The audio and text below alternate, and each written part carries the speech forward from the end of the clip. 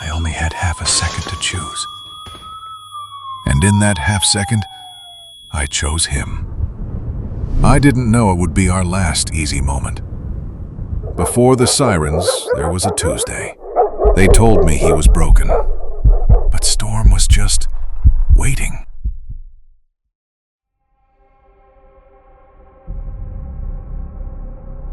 I had thought about adopting before. Every single time I came in, I thought about it, walking past those cages, looking at those faces. But my life never felt settled enough, never felt ready.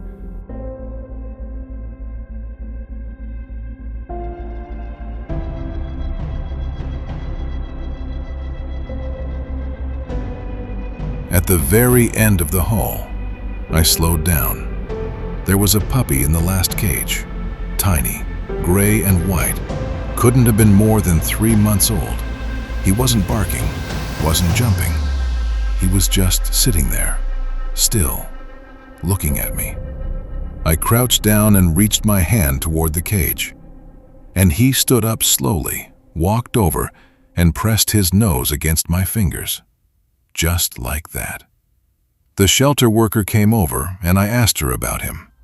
She told me he had been there 3 weeks. 3 weeks. She said people walked past that cage every single day. She said he never stood up for any of them. Not once. 3 weeks he had been sitting in that spot, watching people walk past. And he waited, like he knew the right person was coming. I signed the papers 20 minutes later. The shelter gave me a small cardboard box to carry him out in.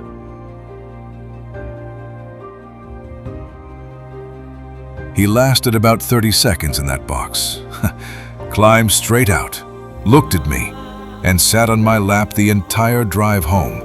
It was only when I got home and I was holding him properly for the first time, looking at him, looking at me, that it just came out. Storm. When we got home, he was quiet, cautious. Everything was new, everything was unfamiliar. He moved slowly around the apartment. I was in the background unpacking what I had picked up on the way home. A bowl, some food, a small bed. I put the bed down on the floor. He found it, sniffed it carefully, circled it once, and lay down. I laid down on the floor right beside him, not because I planned to, just because he needed to know someone was there. He grew fast, too fast. Every week something was different, new bark, new height, and a new way to destroy whatever he could find. I started teaching him commands a few weeks in, just the two of us in the backyard, me holding a treat, him looking at the treat, looking at me, looking at the treat again, then doing something completely different and looking at me like, well, he learned sit, he learned stay, he learned shake, on his own terms, in his own time. There was a period about a year in where life got heavy and Storm would appear, every single time without fail. He would walk over quietly and put his head on my knee and just stay there, not trying to fix anything, not making noise, just, I'm here. You're not alone. By the time Storm was 3, he was magnificent. I know every owner says that about their dog, but he was. Thick coat, those blue eyes that stop strangers on the street.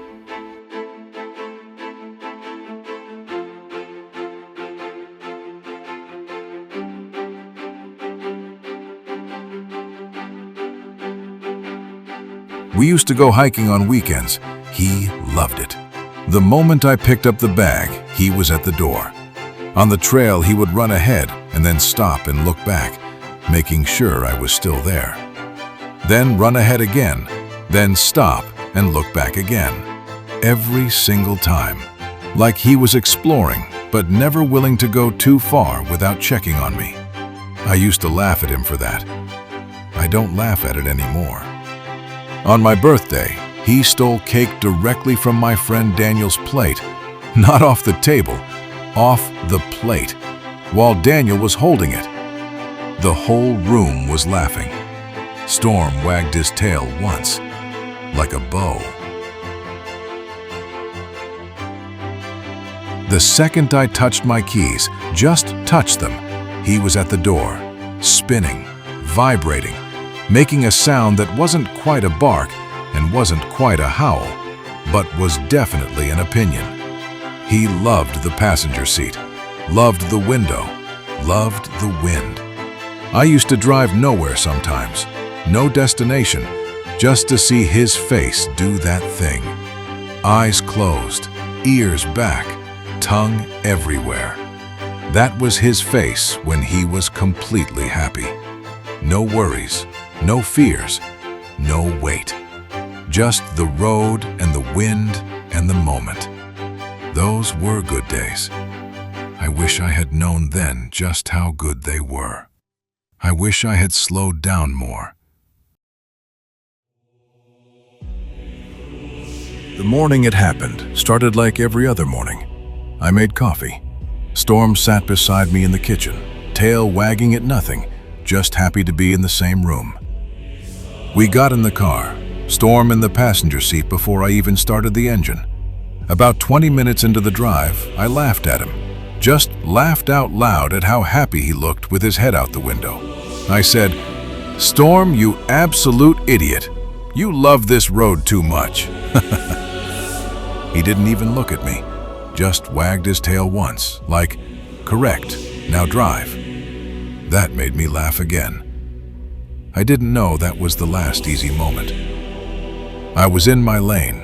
I was always in my lane. And then I saw the headlights, coming straight at me. Wrong lane, too fast, no time. In that half second, I looked at Storm, and he looked at me. Those blue eyes, scared. And I didn't think. I just turned, wrapped my arms around him, pulled him to my chest, and I held on. I remember the sound. And then, sirens, lights.